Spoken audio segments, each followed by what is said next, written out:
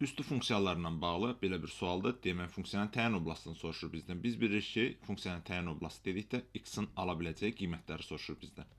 Funksiyaya diqqətlə baxanda görürük ki, qüvvətdə -1 var. Deməli, biz funksiyanı y bərabərdir 1 bölünsün 3 qüvvətində 2 çıxılsın x çıxılsın 1 bölünsün 27-ni isə 3 üzərində -3 şəklində yaza bilərik.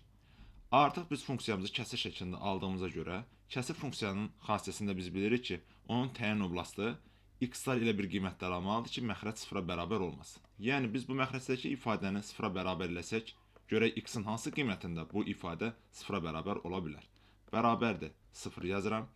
3 üzərində 2 çıxılsın x bərabərdir 3 üzərində -3 yazıram və burada hər birinin əsası eyni olduğu üçün qüvvətləri bərabərləşdirə bilərəm. 2 çıxılsın x bərabərdir -3-ə, x -x bərabərdir -5-ə və x də bərabər olmuş olur 5-ə. Deməli, x 5 olsa, bu kəsirimizin məxrəci 0-a bərabər olar. Deməli ki, funksiyanın təyin oblasti 5-dən fərqli qiymətlər almalıdır. Yəni, x fərqlidir 5-dən.